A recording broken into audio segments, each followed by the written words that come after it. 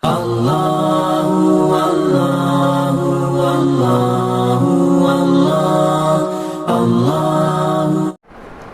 يهده الله فلا مضل له ومن يضلل فلا هادي له ونشهد أن لا إله إلا الله وأشهد أن محمدا عبده ورسوله أما بعد فإن خير الحديث كتاب الله وإن خير الهدي هدي محمد صلى الله عليه وسلم وشر الأمور محدثاتها وكل محدثة بدعة وكل بدعة ضلالة وكل ضلالة في النار. اعوذ باللہ من الشیطان الرجیم بسم اللہ الرحمن الرحیم. یا ایھا الناس اتقوا ربکم الذی خلقکم من نفس واحدہ وخلق منها زوجها وبث منهما رجالا كثيرا ونساء واتقوا الله الذي تساءلون به والارحام ان الله كان عليكم رقيبا. یا ایھا الذین آمنوا اتقوا الله حق تقاته ولا تموتن الا وانتم مسلمون. وقال النبی صلی اللہ علیہ وسلم من صام رمضان ایمانا واحتسابا غفر له ما تقدم من ذنبه ومن قام رمضان ایمانا واحتسابا غفر له ما تقدم من ذنبه. رب اشرح لي صدری ویسر لي امری واحلل عقدۃ من لسانی یفقهوا قولی رب زدنی علما رب زدنی علما. محترم حاضرین جمعہ، سب سے پہلے ہمیں اللہ رب العالمین کی تعریف، توصیف، کبریائی، بڑائی، بزرگی اور عظمت بیان کرنی چاہیے، جس نے ہمیں اپنی زندگی میں ایک رمضان المبارک کا مہینہ اور عطا فرمایا، جس پروردگار نے ہمیں صحت دی، تندرستی دی اور زندگی میں مہلت دی کہ اس کے اس بابرکت مہینے سے مستفید ہو سکیں، اپنے گناہوں کی بخشش طلب کر سکیں، اپنی نیکیوں میں اضافہ کر سکیں اور اللہ رب العالمین کے اپنے آپ کو سب سے زیادہ قریب کر سکیں. اللہ رب العالمین ہم تمام لوگوں نے جتنی عبادتیں کی ہیں اسے شرف قبولیت بخش، اور اللہ رب العالمین ہم تجھ سے دعا گو ہیں، التجا کرتے ہیں کہ پروردگار جتنے ایام باقی ہیں اس میں زیادہ سے زیادہ نیکیاں سمیٹنے، توبہ و استغفار کرنے، اپنے گناہوں کی بخشش طلب کرنے اور اپنے درجات کو بلند کرنے کی توفیق عطا فرما. اللہ رب العالمین ہمیں صحت و تندرستی عطا فرما، امن و امان عطا فرما پروردگار، تاکہ زیادہ سے زیادہ تیری عبادت کر کے تیرے سرخرو بندے بن سکیں. آمین. بعد درود و سلام نازل ہو انبیاء کرام کے سلسلے پر، بالخصوص نبی آخر الزمان محمد بن عبداللہ خاتم النبیین و سید المرسلین صلی اللہ علیہ وسلم پر.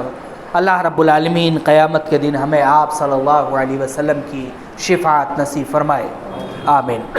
حضرات، یہ رمضان المبارک کا مہینہ ہے،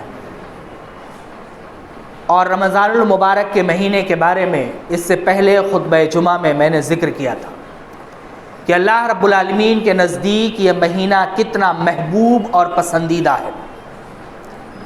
اس مہینے میں روزے رکھنے والے شخص کے لیے اللہ رب العالمین نے اپنے رسول اکرم صلی اللہ علیہ وسلم کے ذریعے سے یہ پیغام دیا کہ روزہ دار کے منہ سے نکلنے والی بو اللہ رب العالمین کے نزدیک مشک سے زیادہ پسندیدہ ہے.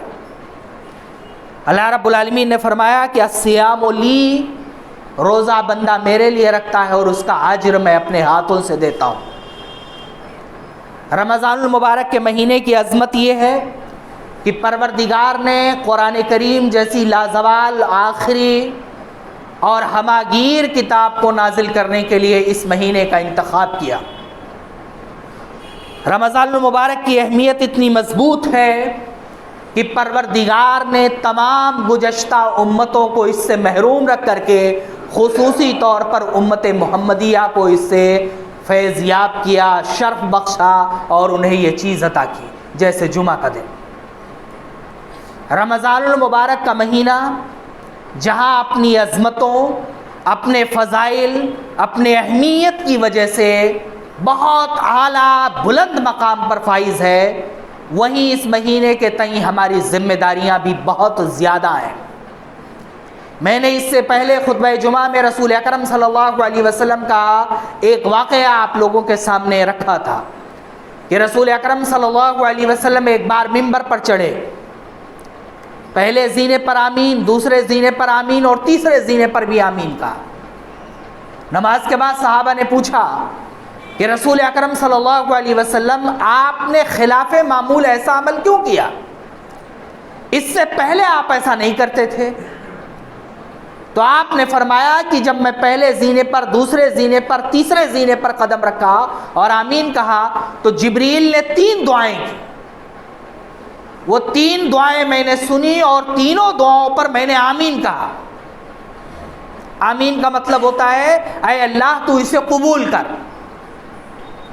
دعا کرنے والا فرشتوں کا سردار، جسے قرآن ہی نہیں بلکہ تمام تر وحی لانے کے لیے اللہ رب العالمین نے خاص کیا ہے، اور جبریل وحی کا فرشتہ ہے اور وحی سے زیادہ کسی دوسری چیز میں امانت نہیں ہے، تمام فرشتوں کا سردار ہے، تمام ولد آدم کا سردار محمد بن عبداللہ، تمام نبیوں کا خاتم، تمام نبیوں کے خود ختم کرنے والا اور تمام نبیوں کا سردار محمد بن عبداللہ صلی اللہ علیہ وسلم آمین کہنے والا، جمعہ کا اہم دن جس میں کی گئی ایک دعا اللہ رب العالمین نے گھڑی کی کبھی بھی رد نہیں کرتا ہے، اسے ضرور قبول کرتا ہے۔ دعا کیا کی؟ 3 دعائیں ہیں، تینوں انتہائی اہم ہیں۔ ایک کا تعلق ہماری طرف سے ہے، ہمارے اس آج کے موضوع سے ہے۔ اللہ کے رسول صلی اللہ علیہ وسلم نے فرمایا کہ جبریل نے ایک بار کہا کہ جس آدمی کو ماں باپ بڑھاپے میں دونوں یا ایک مل جائیں اور ان کی خدمت کر کے جنت نہ حاصل کر لے، ایسے شخص پر لعنت ہو، ہلاکت ہو، بربادی ہو اور تباہی ہو۔ میں نے کہا آمین۔ جس آدمی کو ماں باپ میں سے دونوں یا ایک بڑھاپے کی عمر میں مل جائے اور ان کی خدمت کر کے اپنے لیے جنت کنفرم نہ کر لے، وہ شخص لعنت والا ہے، محروم ہے، ہلاکت والا ہے، تباہی والا ہے اور بربادی والا ہے۔ نبی کریم صلی اللہ علیہ وسلم نے اس دعا پر آمین کہی تھی۔ رمضان المبارک کے اس مقام پر، اس موضوع پر بھی خصوصی طور پر بالخصوص ہمارے نوجوانوں کو ضرور سوچنا چاہیے۔ ماں باپ جنت میں لے جانے کا ذریعہ بھی ہیں اور جہنم تک پہنچا دینے کا راستہ بھی، اور یہ بد دعا کسی عام آدمی نے نہیں بلکہ فرشتوں کے سردار، وحی لانے والے فرشتے جبریل نے کی ہے، اور آمین کہا ہے سید ولد آدم خاتم النبیین والمرسلین محمد صلی اللہ علیہ وسلم، جس کے قبول نہ ہونے کا شک بھی نہیں کیا جا سکتا ہے۔ اللہ کے رسول صلی اللہ علیہ وسلم نے فرمایا کہ ایک اور بات انہوں نے کہی کہ جب بھی میرا ذکر آئے اور کوئی آدمی میرے اوپر درود نہ پڑھے، سلام نہ پڑھے، وہ شخص ہلاک ہو، وہ شخص برباد ہو، اس شخص پر تباہی آئے۔ تو میں نے اس کے لیے بھی آمین کہا۔ اور تیسری اور آخری چیز جب کہی کہ جسے رمضان المبارک کا مہینہ مل جائے اور وہ اپنے بخشش کا سامان نہ پیدا کر لے، اس پر بھی ہلاکت ہو، تباہی ہو اور لعنت ہو۔ اللہ کے رسول صلی اللہ علیہ وسلم نے اس دعا پر بھی آمین کہی۔ گویا کہ رمضان المبارک کا ایک پورا مہینہ 30 یا 29 دن اللہ رب العالمین کی طرف سے اس لیے دیا گیا ہے کہ ایک مہینہ اگر کسی کی قسمت میں آ جائے تو اگر خوش قسمت ہے وہ، اگر وہ مومن ہے، اگر اس کے اندر ایمان ہے، اگر اس کے اندر اللہ رب العالمین کا خوف ہے، اگر اسے جنت جہنم پر یقین ہے، اگر اسے آخرت کے دن پر یقین ہے، تو وہ شخص کے لیے ایک مہینہ کافی ہے اللہ رب العالمین کا پسندیدہ بندہ بن جانے کے لیے۔ ایک مہینہ کافی ہے جنت اپنے لیے کنفرم کروا لینے کے لیے۔ ایک مہینہ کافی ہے اس شخص کے لیے اپنے تمام گناہوں کو، خطاؤں کو، خامیوں کو، کوتاہیوں کو، زیادتیوں کو، اللہ اور اس کے رسول سے بغاوتوں کو اپنی ذات سے اتار پھینکنے کے لیے، اللہ رب العالمین کا محبوب ترین بندہ بن جانے کے لیے بس ایک مہینہ کافی ہے، کیونکہ اس ایک مہینے میں اللہ رب العالمین کی رحمتیں اپنے آخری انتہا پر ہوتی ہیں، اس کی بخششیں، اس کی عنایتیں، اس کے فضائل، اس کے کرم اور اس کی عنایتیں اور اس کی مغفرتیں اپنے انتہائی کرم پر ہوتی ہیں۔ اللہ رب العالمین بخشنے کے لیے، دینے کے لیے، معاف کرنے کے لیے، گناہوں سے پاک کرنے کے لیے اور اعلیٰ اور بلند درجہ دینے کے لیے اللہ رب العالمین سب سے زیادہ اس مہینے کو چن رکھا ہے۔ اس مہینے میں بندے کے معمولی عمل کو بھی اللہ رب العالمین انتہائی بڑے اعمال بنا کر کے اس کے درجات کو بلند کر دیتا ہے۔ یہ روایت یہ بتانے کے لیے کافی ہے کہ اگر صحت و تندرستی کے ساتھ کسی بندے کو رمضان المبارک کا ایک مہینہ مل گیا تو اس کی مغفرت کرنے کے لیے یہ مہینہ کافی ہے، اور اگر رمضان کا مہینہ ملنے کے بعد بھی وہ شخص اپنی مغفرت کا سامان نہیں کر سکا، اپنی بخشش کا سامان نہیں کر سکا، اپنے آپ کو اپنے گناہوں سے الگ نہیں کر سکا، اپنے آپ کو اللہ رب العالمین کا محبوب ترین بندہ نہیں بنا سکا، تو پھر وہ شخص تباہی، ہلاکت اور بربادی کے لیے ہی بنا ہے، اس کے لیے پھر کوئی اور مہینہ نہیں آنے والا ہے جس مہینے میں وہ اپنے آپ کو درست کر سکے، اپنے آپ کو پاک کر سکے، اپنے آپ کو ٹھیک کر سکے۔ رسول اکرم صلی اللہ علیہ وسلم کی اس روایت میں اس مہینے کو اتنی اہمیت کیوں دی گئی ہے؟ اس مہینے کے لیے یہ درجہ اور یہ بلندی کیوں رکھی گئی ہے کہ اگر ایک مہینہ بندے کو مل جائے رمضان کا تو اس کی مغفرت کے لیے، بخشش کے لیے مہینہ کافی ہے، اس کی زندگی میں انقلاب لانے کے لیے مہینہ کافی ہے۔ اس کی کئی وجوہات ہیں، رمضان المبارک کے مہینے میں کئی وجوہات ہیں جس کی وجہ سے یہ اہمیت دی گئی۔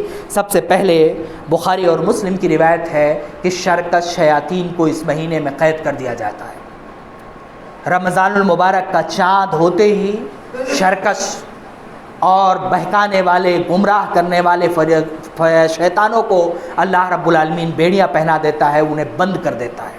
کس طرح، کیسے، یہ علم غیب سے تعلق رکھتا ہے، لیکن یہ یقین اور ایمان رکھنے والی چیز ہے کہ پروردگار شرکش شیاطین کو قید کر دیتا ہے۔ اللہ رب العالمین نے یا رسول اکرم صلی اللہ علیہ وسلم نے اس مہینے کو نیکیوں کے لیے، مغفرتوں اور بخششوں کے لیے اتنی اہمیت کیوں دی ہے؟ اس کی وجہ یہ ہے، انسان کو گمراہ کرنے کا ایک ذریعہ شیطان ہے۔ بڑے بڑے پیغمبروں سے لے کر کے عام انسانوں تک گمراہی کے راستے پر ڈالنے کا ایک بڑا ذریعہ شیطان ہے۔ شیطان انسان کو راہ راست سے ہٹانے کے لیے ہر ممکن کوشش کرتا ہے۔ رسول اکرم صلی اللہ علیہ وسلم نے فرمایا کہ جب وہ نماز کے لیے جاگنے لگتا ہے تو اس کے ہاتھ پیر دبانے لگتا ہے، اس کے لیے نیند کو مزین کرنے لگتا ہے، یا کوئی اور چیز کرنے لگتا ہے تو اس کے لیے مزین کرنے لگتا ہے۔ اللہ کے راستے میں وہ کوئی چیز خرچ کرنے کے لیے تیار ہوتا ہے تو اسے فقر سے، غریبی سے، مفلسی سے وہ ڈرانے لگتا ہے۔ اللہ رب العالمین کے راستے میں خرچ کر دو کہ تمہارے بال بچے کیا کریں گے، تمہارے گھر والے کہاں جائیں گے۔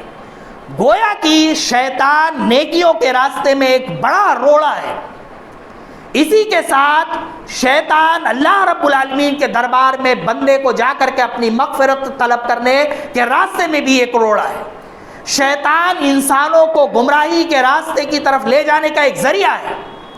اللہ رب العالمین اس مہینے کی ابتدا ہوتے ہی تمام شرکش شیاطینوں کو قید کر کے انسان کو ان کے وسوسوں سے، ان کے دجل سے، ان کے فریب سے اور اسی طریقے سے ان کی گمراہیوں سے اللہ رب العالمین محفوظ کر دیتا ہے۔ اور انسان کو گمراہ کرنے والی دوسری چیز ہے اس کے اپنے خواہشات نفس، اس کے اپنی خواہشات۔ شیطان کے بعد انسان کو سب سے زیادہ جو چیز گمراہی کی طرف لے جاتی ہے وہ اس کا اپنا نفس ہے۔ آدمی نماز پڑھنے کے لیے آیا، اس کا نفس اسے مجبور کرتا ہے، اتنی ٹھنڈی میں کہاں جا رہے ہیں، تھوڑی دیر اور سو لیتے ہیں۔ اللہ رب العالمین کے راستے میں خرچ کرنے کے لیے تیار ہوا، اس کا نفس اسے کچوکے لگانے لگا، تھوڑا سا ہی تو ہے تمہارے پاس، اس میں سے بھی دے دو گے پھر تمہارے پاس کیا بچے گا؟ فلاں کام کرو گے فلاں نقصان ہوگا، فلاں کام کر لو گے فلاں فائدہ ہوگا۔ قرآن کریم میں اللہ رب العالمین شیطان کے ساتھ ساتھ نفس کے فتنے سے بھی اتنا ہی ڈرایا ہے جتنا شیطان کے فتنے سے ڈرایا ہے۔ دوسری اہم چیز جو ہے وہ دوسری اور مضبوط اہم چیز انسانوں کو گمراہی کی طرف لے جانے والی ہے، اس کا نفس اور اس کے اپنے خواہشات، اور روزہ اس خواہشات، اس نفس اور اس کی بغاوت کو کچلنے کا سب سے بڑا ذریعہ ہے۔ رسول اکرم صلی اللہ علیہ وسلم نے کئی روایتوں میں اس کی طرف اشارہ کیا۔ آپ صلی اللہ علیہ وسلم کی ایک مشہور ترین روایت ہے، یا معاشر الشباب، اے نوجوانوں کی جماعت نکاح کر لو، اس لیے کہ نکاح نظروں کو نیچی رکھنے والی ہے اور شرمگاہوں کی حفاظت کرنے والی ہے، اور اگر تم میں سے کوئی آدمی نکاح کرنے کی طاقت نہیں رکھتا ہے فعلیہ بالصوم، تو اسے چاہیے کہ کثرت کے ساتھ روزہ رکھے، فإنہ لہ وجاء، کیونکہ یہ برائیوں سے روکنے کا ایک ذریعہ ہے۔ روزہ رکھنا بندے کو خواہشات نفس سے دور کر دیتا ہے، اس کے خواہشات نفس کو کچل دیتا ہے، اس کے خواہشات نفس سے اس بندے کو آزادی دلا دیتا ہے، اس کے دل میں مال کی محبت کمزور پڑ جاتی ہے۔ اگر اللہ رب العالمین پر یقین اور اعتماد ہو، دسترخوان پر دنیا کی تمام نعمتیں لے کر کے بیٹھتا ہے، بھوک اور پیاس سے بے حال ہے، حلق سوکھ رہا ہے، اتڑیوں کا حال بے حال ہو چکا ہے، لیکن اسے انتظار ہے اللہ رب العالمین کے حکم کا۔ اگر ایمان ہے، یقین ہے، اللہ کی ذات پر بھروسہ ہے، مومن ہے، تو اس کے دل سے مال کی محبت نکل جاتی ہے۔ وہ یہ سوچنے لگتا ہے وَتُعِزُّ مَن تَشَاءُ وَتُذِلُّ مَن تَشَاءُ، عزت اللہ کے لیے ہے اور ذلت بھی اللہ کے لیے ہے، مال بھی اللہ کی ہے اور فقر بھی اللہ کی ہے۔ اگر اللہ رب العالمین چاہے تو غریبی میں امیری دے سکتا ہے، اور اگر پروردگار چاہے تو امیری میں غریبی دے سکتا ہے۔ اس کے دل سے مال کی محبت نکل جاتی ہے۔ اگر اس کا ایمان مضبوط ہے، اللہ کی محبت مضبوط ہے، رسول کی محبت مضبوط ہے، آخرت کے دن پر ایمان مضبوط ہے، تو اس کے دل سے مال کی محبت نکلنے کے ساتھ ساتھ خواہشات دل بھی نکل جاتے ہیں، اس کے اندر سے تمام برائیاں اور تمام محبتیں الگ ہو جاتی ہیں۔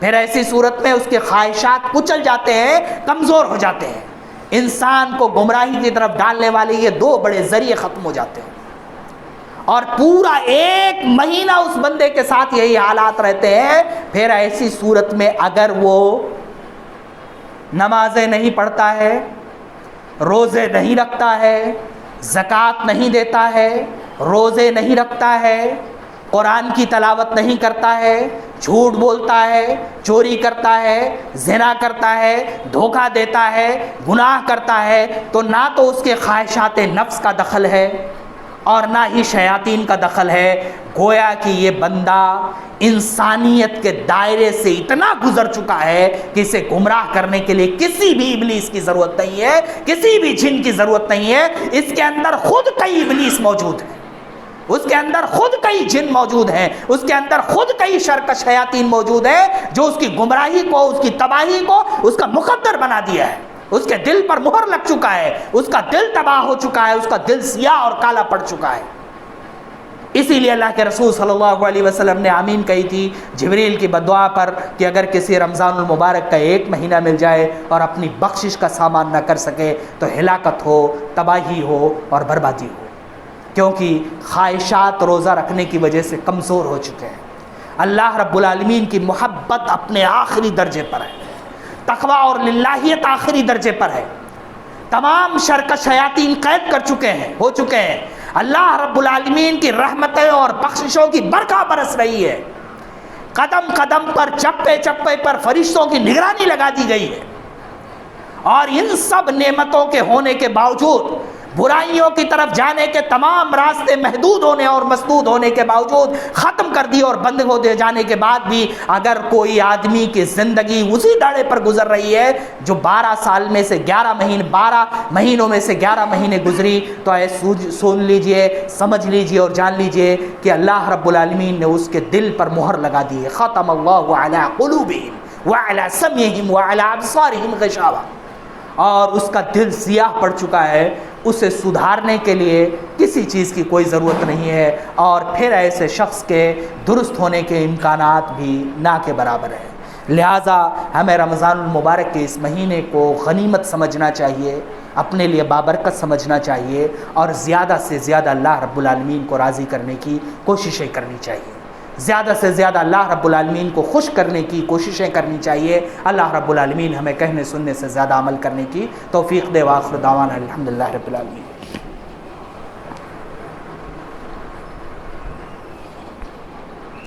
الحمدللہ نحمده ونستعینه ونستغفره ونؤمن به ونتوکل علیہ ونعوذ باللہ من شرور انفسنا ومن سیئات اعمالنا من يهده الله فلا مضل له ومن يضلل فلا هادي له ونشهد ان لا الہ الا اللہ واشهد ان محمدا عبدہ ورسولہ، اما بعد۔ محترم حاضرین، رمضان المبارک کے مہینے میں جو اعمال ہمیں کرنے ہیں وہ کئی ایک ہیں جس کی طرف اللہ کے رسول صلی اللہ علیہ وسلم نے ہماری رہنمائی کی ہے۔ پہلی چیز ہے رمضان المبارک کے روزے رکھنا۔ رمضان المبارک کے روزے رکھنا ہر اس شخص پر واجب ہے جو شخص بالغ ہو اور کسی شرعی عذر میں مبتلا نہ ہو، بہت زیادہ بیمار نہ ہو، مسافر نہ ہو، بوڑھا نہ ہو، اور جس میں روزے رکھنے کی گنجائش نہیں بچتی ہے، یا اسی طریقے سے وہ عورت اپنے مخصوص ایام میں نہ ہو، ایسے تمام افراد پر روزہ رکھنا واجب ہے۔ رسول اکرم صلی اللہ علیہ وسلم نے فرمایا، من صام رمضان ایمانا و احتسابا غفر له ما تقدم من ذنبہ، یہ بخاری اور مسلم کی روایت ہے۔ حضرت ابو ہریرہ رضی اللہ تعالیٰ عنہ راوی ہیں۔ جس نے رمضان المبارک کے مہینے کا روزہ رکھا ایماناً، ایمان کے ساتھ، مومن ہونے کے ساتھ، ایمان کے تمام تقاضوں کو پورا کرتے ہوئے، وہ احتساباً، اور نیکی اللہ کی رضا کی امید رکھتے ہوئے، غفر له ما تقدم من ذنبہ، تو اس کے گزشتہ گناہ معاف ہو جاتے ہیں۔ رمضان المبارک کی یہ خاصیت ہے کہ تمام صغیرہ گناہوں کو گزشتہ رمضان سے لے کر کے اس رمضان تک جو ہیں وہ معاف کر دیتا ہے۔ لیکن رمضان المبارک کے مہینے کا روزہ رکھنا ہے، اور روزہ رکھنے کے ساتھ ساتھ 2 شرطیں ہیں، ایمان اور احتساب۔ ایمان کہتے ہیں اللہ، اس کے رسول، اس کی کتابوں وغیرہ پر ایمان لانے کو، یقین کرنے کو۔ یہاں ایمان ان معنوں میں ہے کہ اللہ اور اس کے رسول نے جو احکام دیے ہیں ان سارے احکام کی موجودگی میں روزہ رکھا جائے، جھوٹ نہ بولا جائے، غیبت نہ کی جائے، چوری نہ کی جائے، دھوکہ نہ دیا جائے، غلط نہ کیا جائے، اور اللہ اور اس کے رسول اور اس کے لوازمات پر مضبوط ایمان ہو۔ اگر اس شرط کے ساتھ اور اللہ کی رضا اور ثواب کی امید کرتے ہوئے بندہ روزہ رکھے تو اللہ رب العالمین اس کے گزشتہ گناہ معاف کر دیتا ہے۔ ہمارے معاشرے میں ایک بات پیدا ہوتی ہے، یہ تصوف کے راستے سے آئی ہوئی برائی ہے، نیکی کرو ثواب کی امید مت رکھو، نیکی کر دریا میں ڈال۔ اگر اس محاورے کو ہم ان معنوں میں سمجھتے ہیں احسان نہ جتلانا، تب تو ٹھیک ہے۔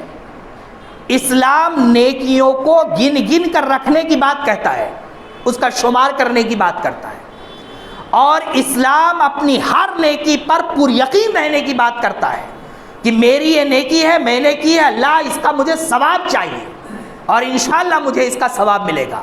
ایمان کی خواہش، ایمان ہوتے ہوئے ثواب اور رضائے الہی کی لالچ اور خواہش کے ساتھ ساتھ اگر بندہ رمضان المبارک کے روزے رکھتا ہے تو اللہ اس کے گزشتہ گناہ معاف کر دیتا ہے۔ اسی لیے کہا گیا ہے کہ دعا کرتے ہوئے جو وسیلے ضروری ہیں، جن وسیلوں کے ساتھ دعا کی جا سکتی ہے اللہ رب العالمین کے اسماء و صفات، اور ان میں سے ایک چیز یہ ہے کہ اپنے نیکیوں کو بطور وسیلہ پیش کیجیے کہ پروردگار میں نے ایسے مشکل حالات میں رمضان کے روزے رکھے تھے، میرا یہ کام کر دے۔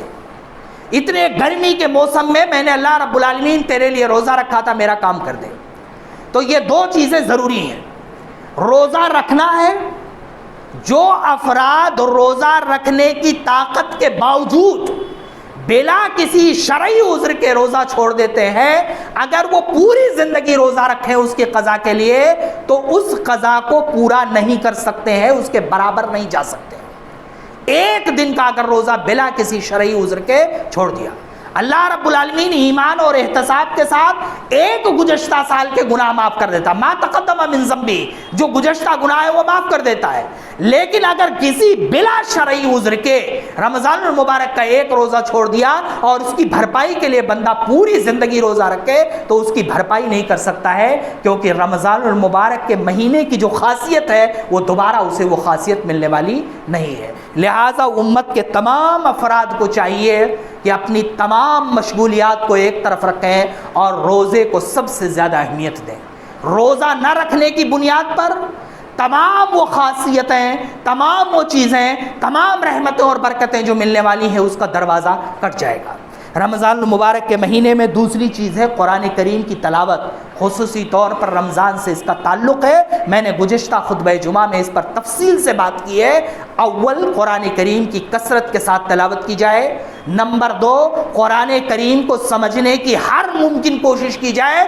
جتنی کوشش ہمارے اوپر واجب ہو سکتی ہے یا جتنا ہم کر سکتے ہیں، طلب العلم فریضۃ علی کل مسلم، علم کا حاصل کرنا ہر مسلمان پر واجب ہے، اور علم کی ابتدا اور بنیاد قرآن ہے۔ دنیا کے تمام علم اسی کے تابع ہیں، قرآن کریم ہی ابتدا اور بنیاد ہے۔ لہٰذا رمضان المبارک کے مہینے میں قرآن کریم کی کثرت کے ساتھ تلاوت کی جائے۔ ہمارے اسلاف انتہائی کثرت کے ساتھ اس مہینے میں قرآن کریم کی تلاوت کیا کرتے تھے۔ قرآن کریم کو سمجھنے کی انتہائی کوشش کی جائے اور اس کے ساتھ ساتھ قرآن کریم پر عمل بھی کیا جائے۔ پڑھ لیا، سمجھ لیا، کوئی فائدہ نہیں دے گا اگر اس پر عمل نہ کیا گیا۔ تیسری اس مہینے کی اہم چیز ہے تراویح، جسے قیام اللیل کہتے ہیں۔ اللہ کے رسول صلی اللہ علیہ وسلم نے فرمایا اسی روایت میں جو میں نے پیش کی، من قام رمضان ایمانا و احتسابا غفر له ما تقدم من ذنبہ، جس نے رمضان المبارک کے اندر قیام کیا مہینے میں ایمان اور احتساب کے ساتھ، اللہ رب العالمین اس کی گزشتہ گناہ معاف کر دیتا ہے۔ غفر له ما تقدم من ذنبہ۔ رمضان المبارک کے اندر تراویح کا جو مسئلہ ہے وہ رسول اکرم صلی اللہ علیہ وسلم سے ثابت ہے، بلکہ صحابہ کرام کے اندر اتنا جوش اور ولولہ تھا تراویح پڑھنے کے لیے، یا صلاۃ اللیل کہیے، قیام اللیل کہیے، جو بھی کہیے، تراویح بہت بعد میں اس کا نام رکھا گیا۔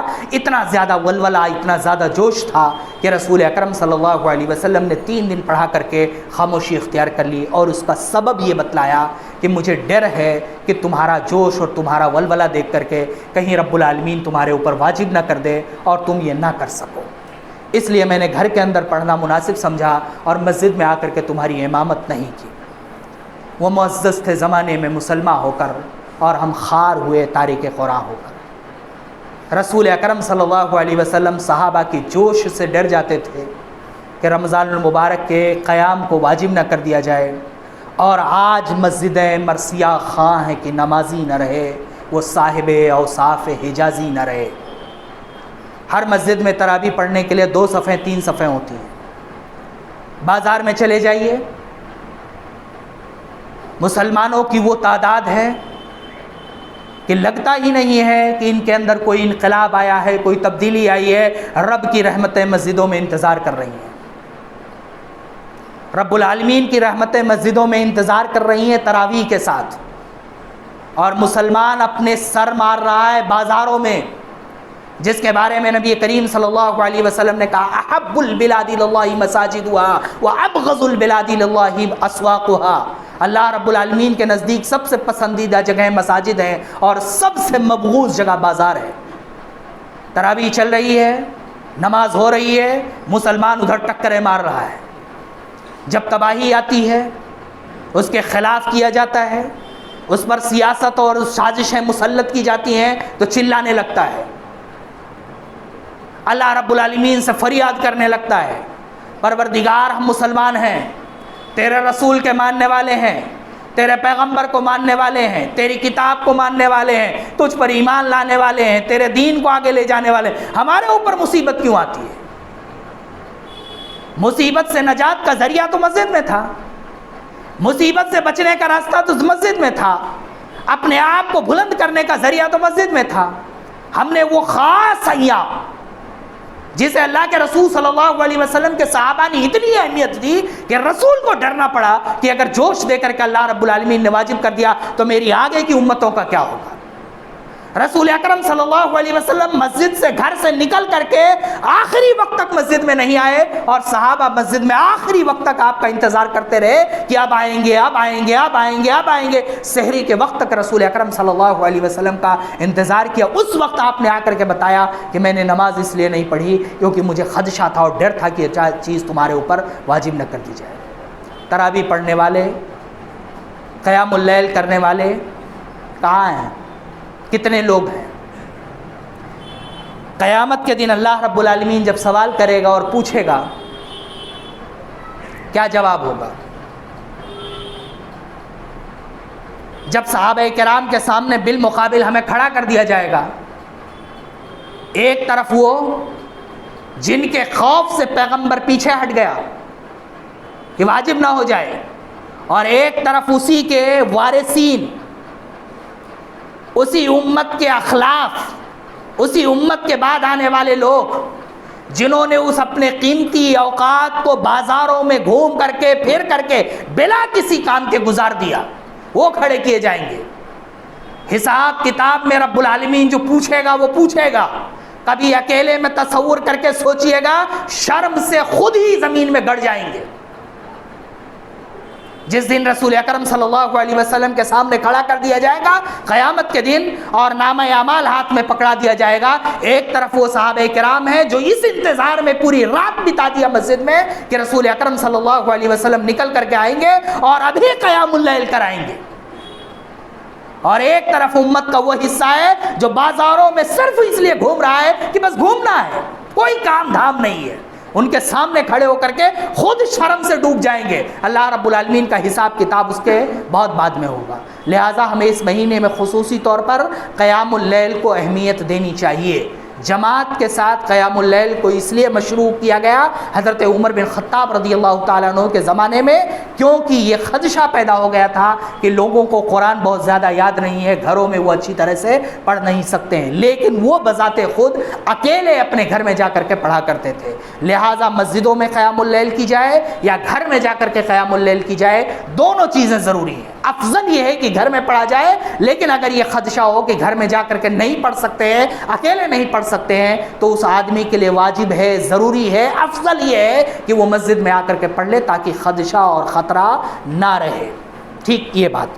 تیسری اور آخری بات اس سلسلے کی، 2 منٹ ہو سکتا ہے زیادہ ہو جائے معذرت کے ساتھ، اس مہینے میں تیسری اور اہم چیز ایک اور ہے، اور وہ چیز یہ ہے کہ اس مہینے میں اللہ رب العالمین نے 10 راتیں رکھی ہیں، آخری عشرے میں 5 راتیں رکھی ہیں جسے طاق رات کہتے ہیں، اس کو بھی خصوصی طور پر اس کا اہتمام کرنا ضروری ہے۔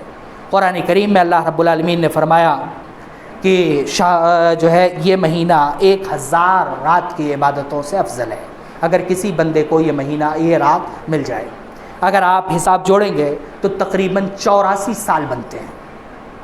اگر آپ نے 5 راتیں ایمان اور احتساب کے ساتھ جاگ لی، میں نے پہلے ذکر کیا کہ رمضان المبارک میں مہینے میں بھی اگر کوئی بخشش نہ کرا سکے تو اس سے زیادہ ناکارہ اور غلط اور خطرناک اور بدتر کوئی بندہ نہیں ہے۔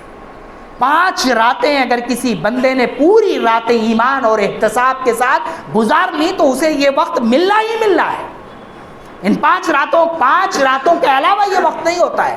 قرآن کریم میں نص ہے کہ اللہ رب العالمین کہتا ہے 1000 راتوں سے زیادہ بہتر ہے، 1000 راتوں میں جتنی عبادتیں کرے گا اس سے زیادہ اس رات میں کرے گا، اور اگر آپ حساب لگائیے تو 84 سال سے زیادہ بنتے ہیں۔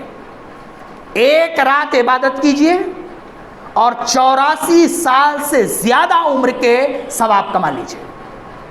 صاف لفظوں میں کہیے 5 راتیں اللہ رب العالمین کی عبادت میں گزاریے اور اتنا ثواب حاصل کیجئے جتنا کوئی آدمی 84 سال عبادت کر کے گزارتا ہے۔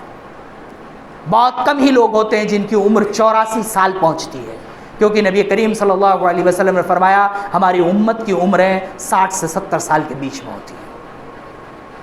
84 سال کی عبادت کا اللہ رب العالمین ثواب دیتا ہے صرف 5 راتیں جاگ کر کے گزارنے کے بعد۔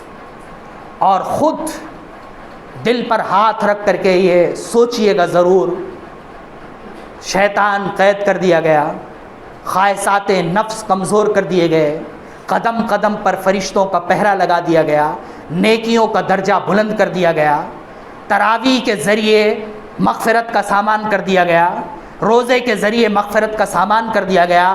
5 راتوں میں 84 سال کا انعام اور حساب اور ثواب دیا جا رہا ہے، اس کے باوجود بھی ایک بندہ جیسے شعبان کے مہینے میں تھا ویسے رمضان کے مہینے میں ہے، ویسے شوال کے مہینے میں ہے، کیا وہ ہلاکت والا نہیں ہے؟ کیا وہ تباہی والا نہیں ہے؟ کیا وہ بربادی والا نہیں ہے؟ کیا اللہ رب العالمین اس سے غصہ نہیں ہوگا، ناراض نہیں ہوگا، اس کے اوپر مصیبتیں نازل نہیں کرے گا، اسے تباہی اور بربادی کے راستے پر نہیں ڈال دے گا؟ لہٰذا ہمیں رمضان المبارک کے مہینے کو خصوصی اہمیت دینی چاہیے۔ اللہ رب العالمین کا احسان ماننا چاہیے کہ پروردگار نے ایک اور سال ہمیں عطا کیا ہے، ایک اور سال اللہ رب العالمین نے ہمیں دیا ہے، ایک اور موقع اللہ رب العالمین نے دیا ہے اپنی گناہوں کی بخشش کے لیے، اپنی غلطیوں کی تلافی کے لیے، اپنے آپ کو اللہ سے قریب کرنے کے لیے، اپنی نیکیوں میں زیادتی کرنے کے لیے، اپنے درجات کو بلند کرنے کے لیے۔ ہمارا کوئی بھی لمحہ قرب الہی سے الگ نہ جائے، اس کی رضا کے راستے سے الگ نہ جائے، اس کی خوشنودی کے راستے سے الگ نہ جائے، اس کے غضب کو دعوت نہ دے۔ اتنا سارا کرم کر کے، انعام کر کے، اگر اللہ رب العالمین بندے کو دیکھتا ہے کہ کھاتا پیتا گھوم رہا ہے، جھوٹ بول رہا ہے، غیبت کر رہا ہے، چغل خوری کر رہا ہے، برائی کر رہا ہے، تو اللہ رب العالمین کا غضب بھی اتنی طرح سے بھڑکتا ہے۔ اور دنیا میں کسی کو طاقت اور قوت نہیں ہے کہ رب العالمین کے غضب کا مقابلہ کر سکے، اس کے غصے کا مقابلہ کر سکے، اس کے ساتھ جنگ کر سکے، اسے ناراض کر کے زندہ رہ سکے اور ترقی کر سکے۔ پروردگار ہمیں کہنے سننے سے زیادہ عمل کرنے کی توفیق دے۔ اللہ رب العالمین جب تک ہمیں اس دنیا میں زندہ رکھے، ایمان اور اسلام پر زندہ رکھے۔ پروردگار جب ہمارا خاتمہ ہو تو دین پر ہو، ایمان پر ہو اور اسلام پر ہو۔ اللہ رب العالمین رمضان المبارک کے مہینے میں ہم نے جو ٹوٹی پھوٹی نیکیاں کی ہیں، اللہ رب العالمین اسے شرف قبولیت دے۔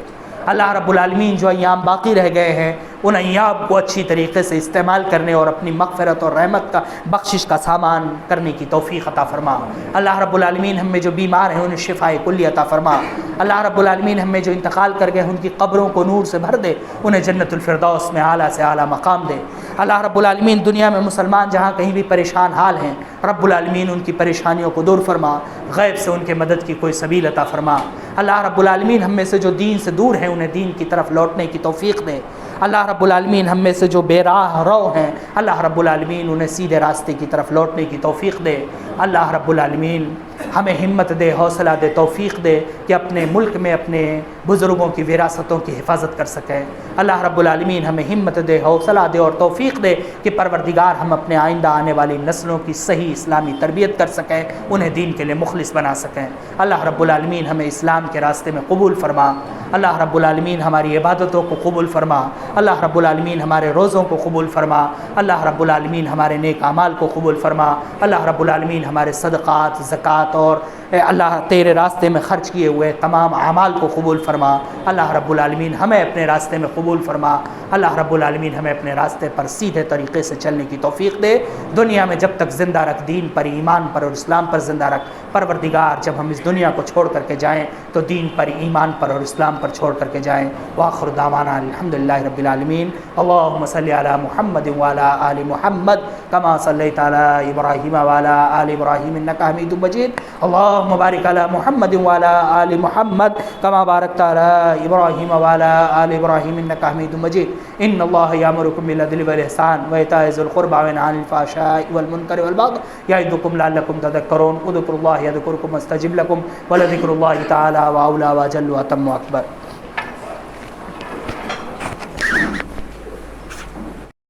Allah